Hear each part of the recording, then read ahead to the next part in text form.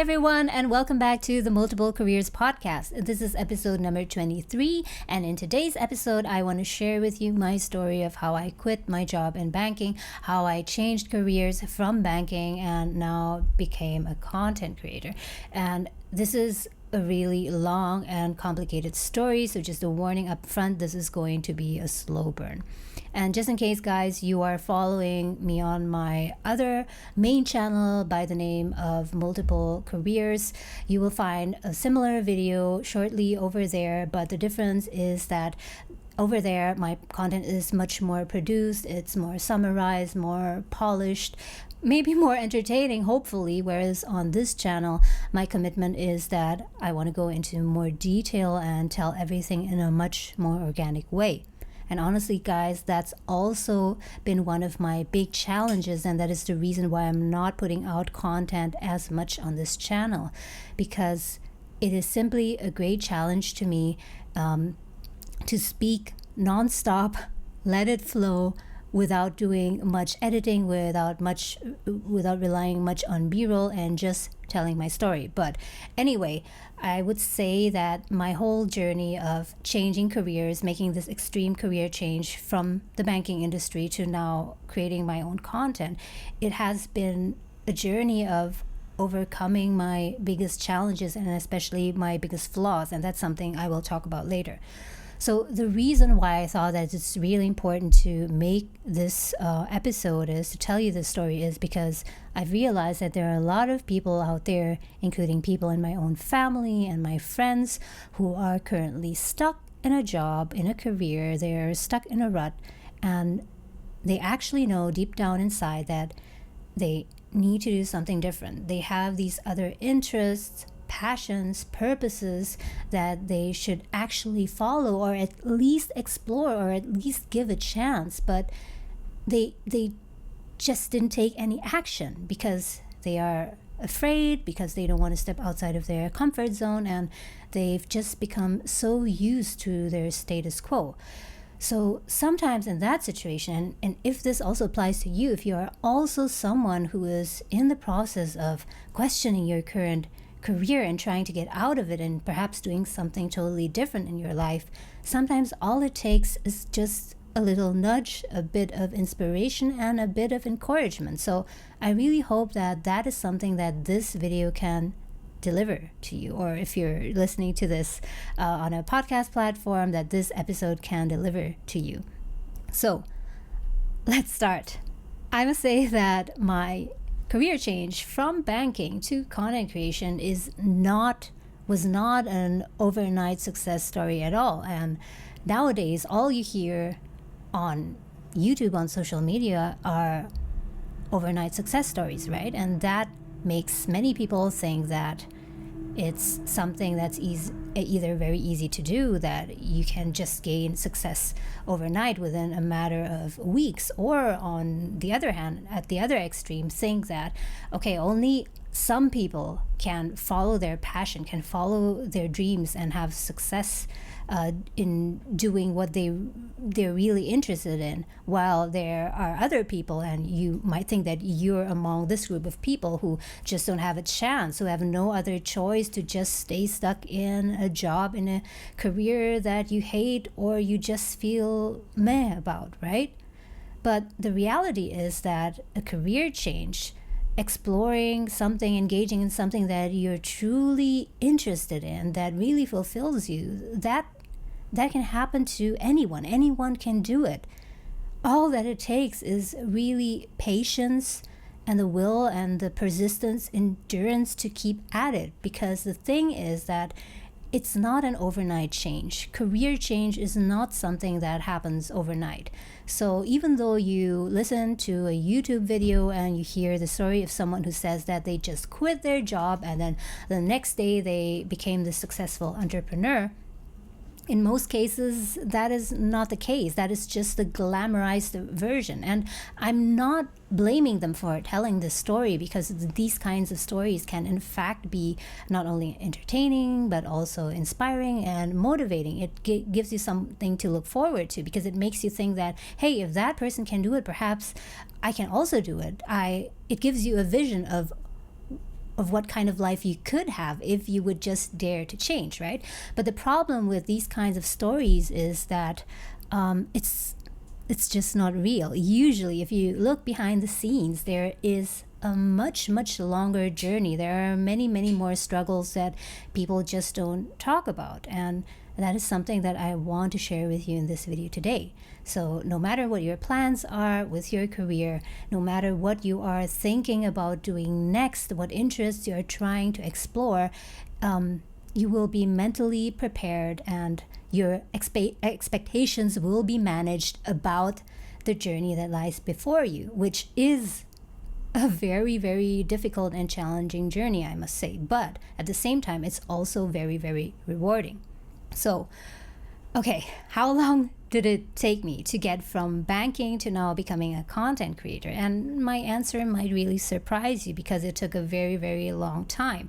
It took me almost 10 years to go from banking, from being a project manager, working in strategic business management in banking, handling projects, to now working totally on my own and making my own content, managing my own time, having this flexibility, and so on.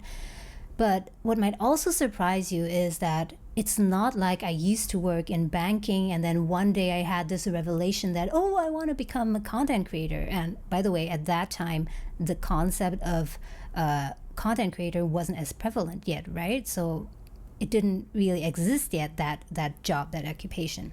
So it was never the case that during my time in banking, I had this inspiration that, okay, I want to become a content creator, and then fast forward after, I don't know, 7-8 years or so that happened. So that was not the case. So what happened was that in between these 2 points, banking, content creation, or YouTuber, if you will, there were so many changes, tweaks, and fine-tuning in between until I got to that point. And multiple times, I would say, I took the wrong turn, and I went like through a dark phase and asked myself, okay, am I on the right track? Is this really what I want, or do I have to look for another path? And on that journey, I felt that there was no one to hold my hand. There was not even anyone who would really understand me. I mean, my parents, of course, they had no idea what I was doing. They were perhaps like really confused about, okay, what is she doing? She has this successful career in banking. Everything is going well. Now she's quitting her job and she's doing all these things. What is she up to, right? And I also didn't really find a good resource that could guide me through this process. And that is why, guys, I am so passionate about talking about these themes, because I feel that that there is still a need for sharing how you can navigate this experience, how you can face your fears, face your doubts, and move on nevertheless, and gradually get to a more fulfilling and meaningful career. And by the way, guys, in case you don't know yet, I am actually currently writing a book. I am planning to finish it this year on this topic, on how you can actually build a fulfilling and meaningful career instead of just being a participant in the rat race. Initially, I was planning for the book to be published this year, but then, as usual, a bunch of things cropped up, so I'm not going to make it this year. I am going to finish it this year. That I am totally committed to, but instead I am going to publish the book next year, so stay tuned for that. I'm writing the book for all of you guys out there who feel stuck or lost or in a crisis in your career, and you are longing to have a more fulfilling career. You are longing to have work that you actually love, and explore your interests and follow what is purposeful to you, instead of just going through life like a zombie and staying on autopilot every day. Okay, so let's get back to the story. So where was I? Okay, banking. So banking, that was around 10 years ago. So I had a career in banking for 5 years, and I was really, really successful at it. I was actually in one of these fast track programs called a management trainee program, and in that program, I I had the possibility to progress very fast because I had access to a set of mentors, and there were trainings and courses that would help me to quickly progress in my career. So over the course of 5 years, I got promoted 3 times, and I got multiple salary increases, and I was even transferred overseas. At that time, I was working in Indonesia, a country in Southeast Asia, and I transferred to Singapore within the company.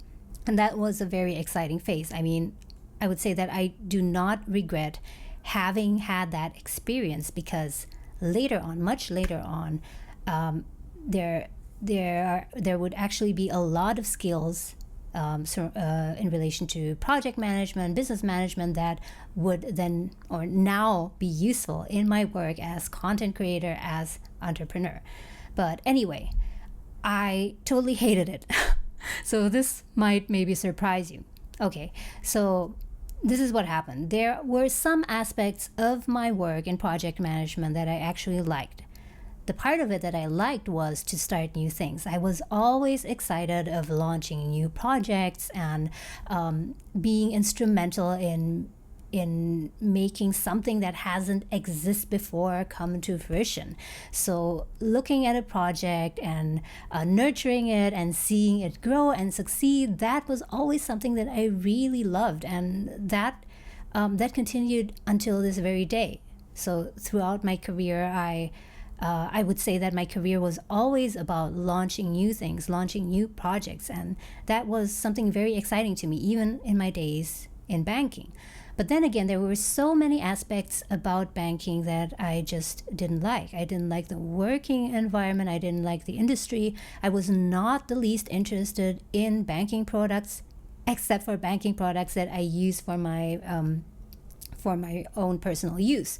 But I wasn't really interested in the industry, and I also didn't care much about all the red tape, about all the complicated processes, all the complicated legal compliance aspects and so on that we as bankers needed to take into consideration. So it was always really, really difficult to get anything started because the process was just so complicated.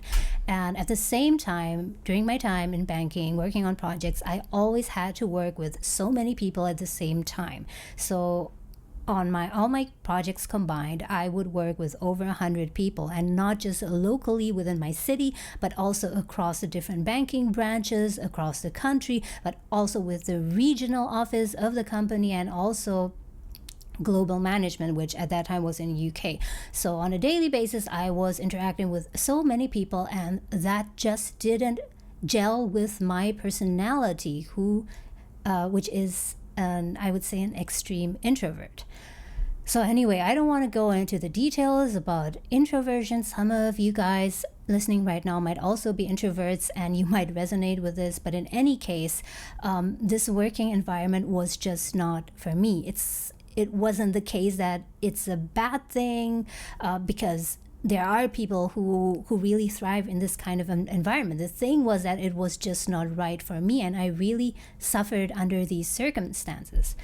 So as you can see, there were so many factors that led to me really, really not being happy, not being fulfilled in this working environment, in this career, and I knew that I had to get out of this.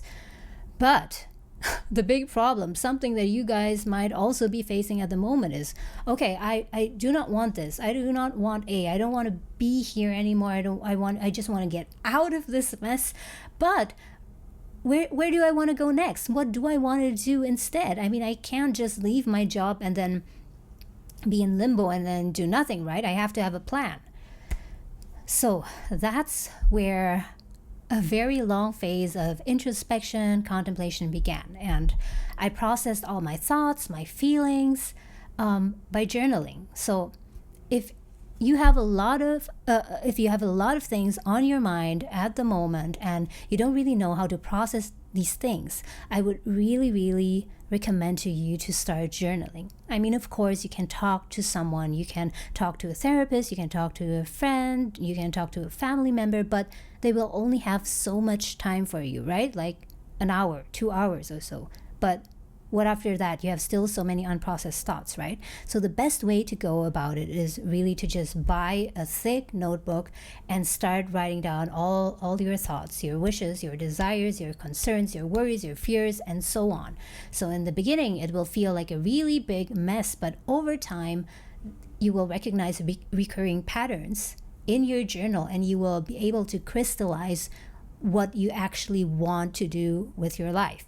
Actually, that's also something that I talk about in very much detail in my book. So once that book comes out, if you get it, that might be able to help you to process your thoughts and to navigate this very complicated journey. So as a result of that, I discovered something about myself that has long been buried in my subconscious, perhaps. I revisited the idea of starting acting again. So this was actually not something new. Acting was something that I really loved to do as a kid, as a teen in school. I was part of the school drama. I participated in performances, and I really loved it. And I think when I was around 14, 15, I really had this dream of becoming an actress and pursuing acting. But I don't know what happened during my teen years. Suddenly I just forgot everything. I just forgot everything about it, and I just didn't revisit again. When I graduated from high school, the question was then, okay, what should I study now? And for a very brief time, I considered to study drama, theater, but somehow I never really took that seriously. Somehow it just didn't ring serious and profound or solid enough to me. And I also had a feeling that my parents wouldn't be very supportive of it. So they didn't say it, but because I assumed it, somehow I combined all these impressions, and in the end I told myself, no, I'm going to study economics. Yeah, economics. And I didn't know where that came from. It just sounded really good to me. It sounded like something stable. It sounded like something in which I could get a job after graduation, something prestigious. So I went for that and I studied economics. And fast forward, I got into banking. I spent 5 years in banking, and you know the rest of the story. So back to that hunch about acting. So after about 3 to 4 years in banking, I revisited my dream of doing acting. And that was the first time that I actually took it seriously. I thought, okay, I'm now in my end 20s. I've had a career that I don't like, that I actually hate, and now I have a choice. Do I want to continue making these kinds of decisions that lead to success, to a successful career, as in the eyes of other people? Something that sounds prestigious but is actually really not important to me, that I don't care about? Or am I going to make my decisions differently now? Am I going to make decisions in a way that is meaningful to me, although it might be riskier? And I decided for the second option. I thought that, okay, you only have so many years to live, and you cannot keep postponing everything that you really want to do to the future, because at some point, when you're in your 70s and your 80s, you can't postpone things any further, and you will just end up with a bunch of regret.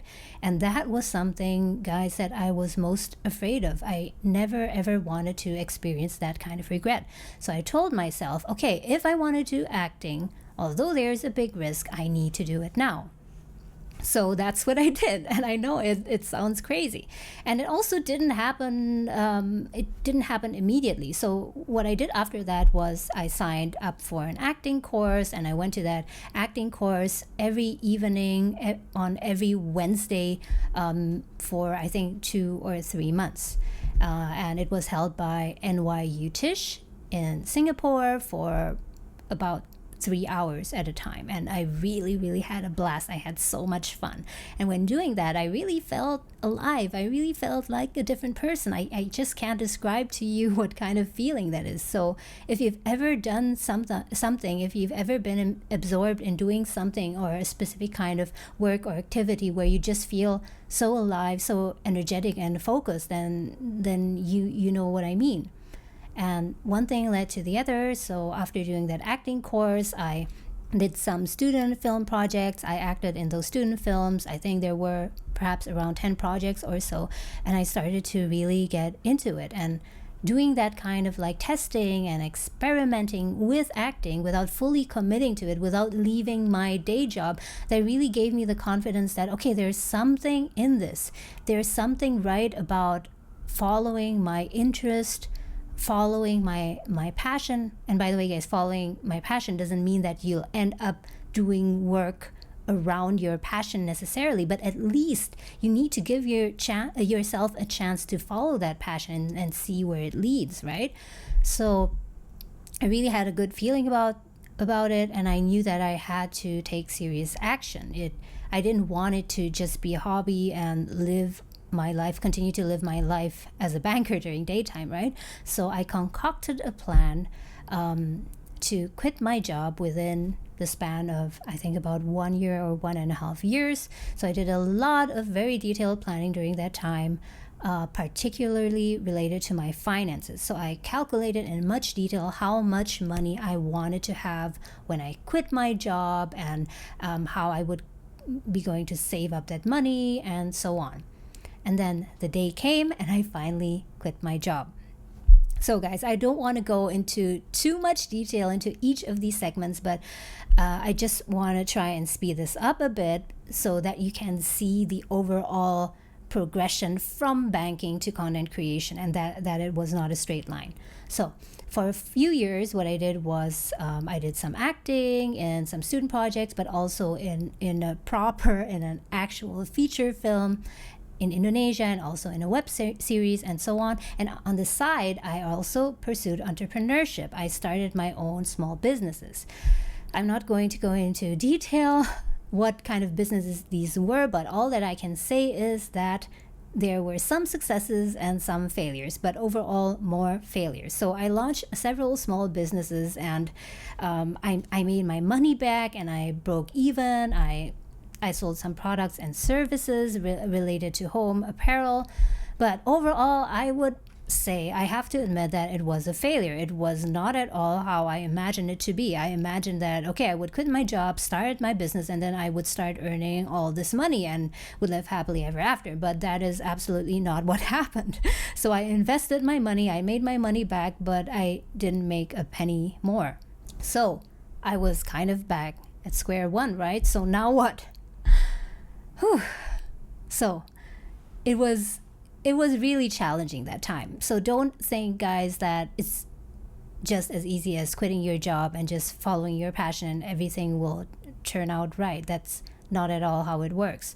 So I had to go through a lot of dark times and self-questioning. I had times where I really doubted my decision. Like, was it really the right decision to quit my job in banking? I had a really nice income. I earned a fat bonus each year, and now I'm left only with my savings, and I don't really know what I'm doing, right? But one thing led to the other with the acting thing, and in the end, I ended up making my own films. I started off making short films, and then I actually made 2 feature films. One was launched in theaters in Indonesia, while both of them were sold to an OTT online platform in Indonesia as well. So how did it come to that point? The reason that I started making films was that I didn't see much success as an actress.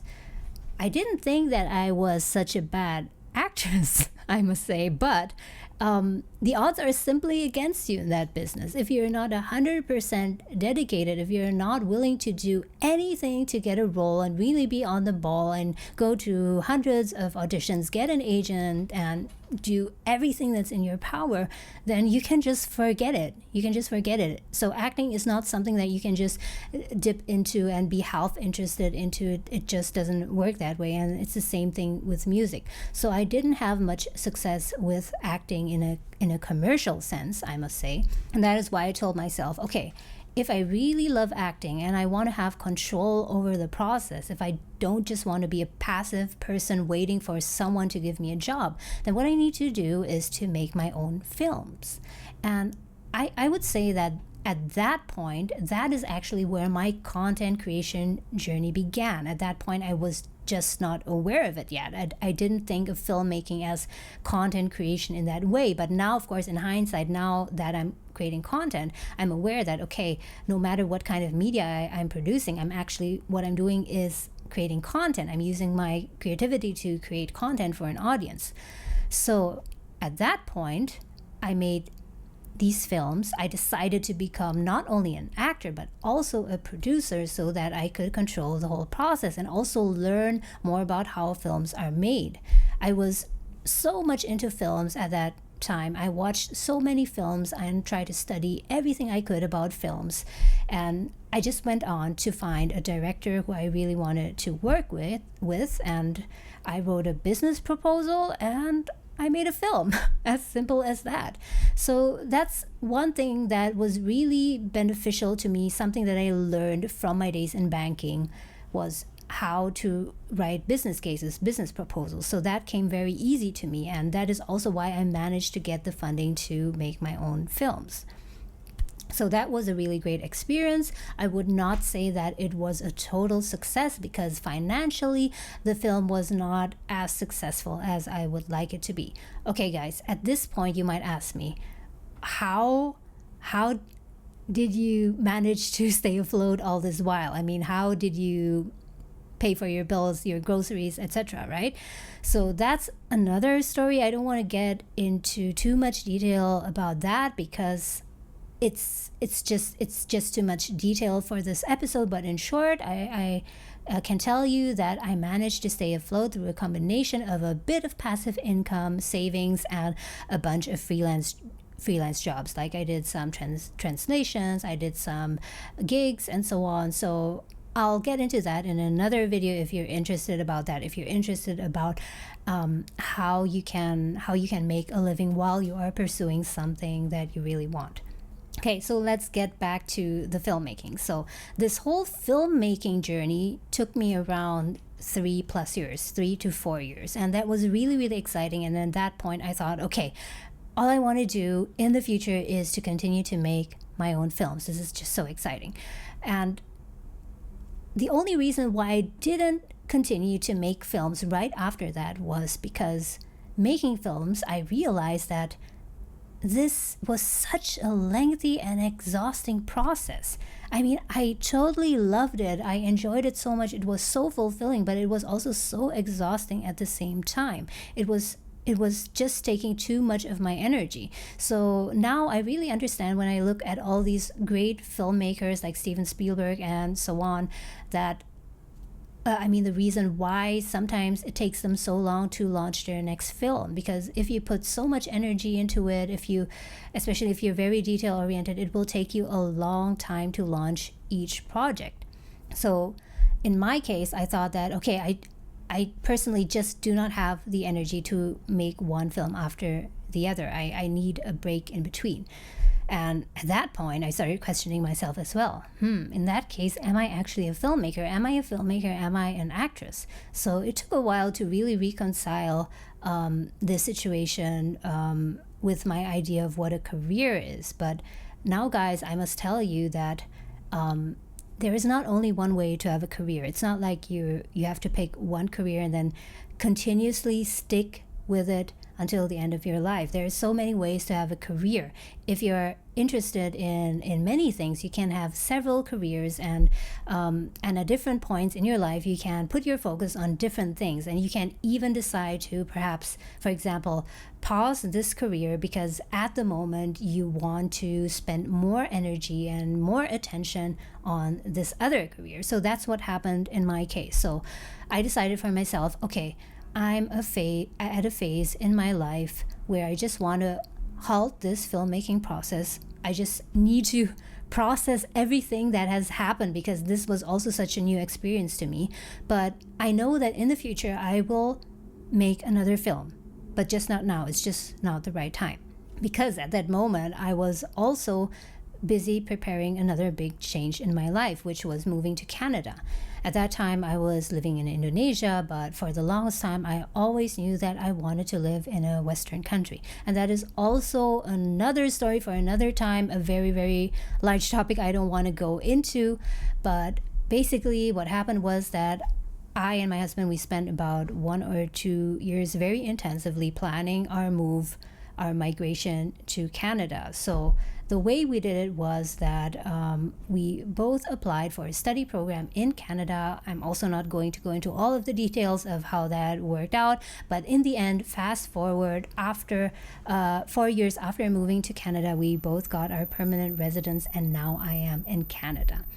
So in the beginning, when we arrived in Canada, it was in a way like starting from zero, and especially for me, because I was no longer in my banking job. I did not have a steady income. My income sources, I had multiple income sources, but everything really fluctuated. And I was in this new country and everything was new. I had to figure out everything. But surprisingly, in this moment of, I would say, emptiness, confusion, and doubt, I suddenly had this idea to make my first YouTube video. I started thinking and processing my whole experience about this banking, acting, filmmaking thing. And I thought that, okay, this was such a complicated journey, but this was so fulfilling. And I know that even though I'm not exactly there where I want to be yet, I am in a much, much better place than I was before. Despite all this chaos and this uncertainty and all these challenges and all this discomfort and fear that I'm experiencing now, that I was experiencing at that moment without having anything firm, I knew that I was so much happier, so much more fulfilled, and my life was so much more meaningful than back then when I was in that banking job. That banking job that was so clear, so prestigious. And back then when I was in banking, I had no problem explaining to anyone who I was. Whereas when I first arrived in Canada, I felt like I was a nobody. If you'd asked me, who are you and what do you do, I wouldn't really have a solid answer to that. But that was exactly my inspiration to start my Multiple Careers YouTube channel. I thought that, okay, I'm in this much better place now, but I still have to sort out how this all connects and what my takeaways are. But there is so much that I can share with other people out there who are still in that place I used to be, where they feel stuck, where they feel lost, where they just feel out of place and want to improve their career, who want to change their lives and want to have a more fulfilling life. And that is where I started making all these YouTube videos about how you can have multiple careers in a lifetime, how it's possible to change careers, how you do not have to stay stuck on one career path, and so on. And that was a super, super long journey. It took me, I would say it took me a very long time until I got monetized, until I got some traction, but I kept at it. And until this point on my main channel, Multiple Careers, I would say I've made over, I think, almost 300 videos. And after that, shortly, I also started my second YouTube channel, which is called Living in Canada. And on that channel, I also made around 100 videos, and I've got very, very good traction there. And I've also started this Multiple Careers podcast. And voila, all of a sudden, now I'm a content creator. And that happened gradually, guys. I mean, even the realization that I'm a content creator, that happened gradually. As I said at the very beginning of this episode, it was not like I was in banking and I thought, okay, I want to become a content creator. In fact, at that time when I was still in banking, I think it was in the 2010s or so, I already had a YouTube account, and I didn't really have a channel, but you know that when you have an account, you can upload videos to it. And I just uploaded videos of myself, like singing karaoke and also auditioning for films. So I uploaded my audition tapes and so on. So I had a few videos up there, but I put them on private. But never did it occur to me that I could actually upload something for an audience to watch and make money out of it. That was like out of the question. That was just out of this world. So that's just an example, guys, of how you can be so closed-minded if you don't intentionally try to open up your thoughts to all the possibilities that actually exist in this world. And that is exactly my intention with this podcast episode. By sharing this story of mine, I want to hopefully inspire you in some way to think of the other possibilities. If all this while you've been stuck in this one job, you've been working in this one job for a couple of years or 10 years or even 15 years, it might be so difficult to see a world beyond that, because this is all you've known. You've been in this corporate job, you've been relying on this corporation to give you career paths, to give you the possibility of career progression and so on, and to pay you a steady salary. You've been so reliant on this that you cannot just leave this corporate mindset, this employee mindset, and fend for yourself and really try and go after what is really interesting to you in this life. I mean, isn't that all that we want to do? We want to do something that is interesting, that we're good at, and that we can hopefully also get paid for. I think that's something that most people want, but the least people really dare to go after. So I must say that the reason that I managed to leave my banking job and change my careers and finally arrive at this point where I am a content creator and I'm really happy and fulfilled with what I'm doing is because I constantly questioned what I was doing. So that is really something that you need to do. If you're somewhere where you don't want to be, you have to constantly question where you're at and whether or not your decisions, the decisions that you're making, are actually aligned with what's important to you in your life. If you say that art is important to you, but every day you're actually working on stuff that doesn't matter to you, then you're totally misaligned. Then you'll never actually get to this point. So it doesn't mean that you make one decision and then boom, you arrive at a place where you want to be. It's just not how it works. Like in my example, as you heard, it took me so many years to go from banking to acting and filmmaking, and then from there transition to content creation and other things, and also writing the book that I'm writing. And that's a process that happens organically, and you can only advance, you can only improve your life and make progress if you continue to question what you're doing, and also very importantly, look at your flaws. Like, ask yourself, what is my biggest flaw at the moment? Everyone has this big flaw, this blind spot that they might not realize is there, but that is hindering their whole process. For some people, that can be fear. I would say for most people, that's fear. And in fact, I actually made a podcast episode a few weeks ago where I talk about how you can overcome your fear when you want to change jobs. So many people have this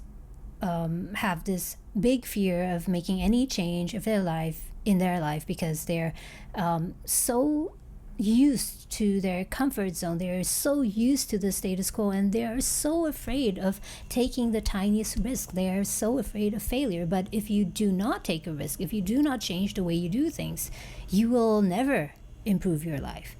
Another flaw could also be that you are too attached to a certain image of yours. For example, like in my case, I used to be a banker, and my title was VP, which was Vice President in Strategic Business Management.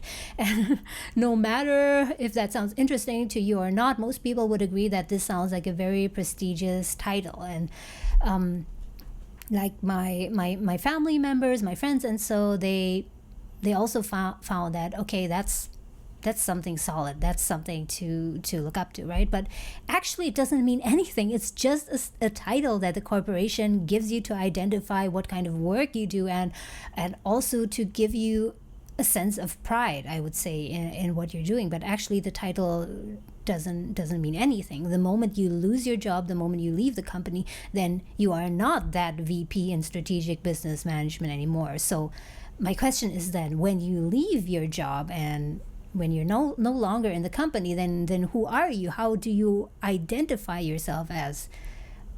And the answer is that you need to find something else beyond your title and beyond that image. If you are too attached to a certain image that you are this VP or the COO of a company, then you can never let go of it, and you will forever be chained to that image, and you will never be able to make a decision that is aligned with your long-term purpose and with the things that are important to you. So guys, I think this was a quite long episode already, and there are so many more things that I can talk about, but I can't cover everything in this podcast episode. I would really love to hear your comments and your questions, and most of all, I'm really curious to know where you are right now in your journey.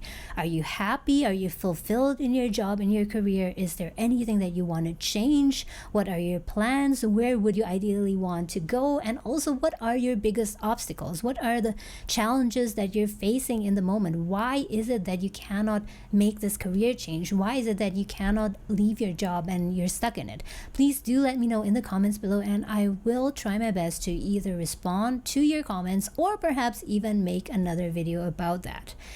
So guys, thank you so much for watching. Thank you so much for listening to this episode. I wish you all the best in your career, and I will see you in the next episode.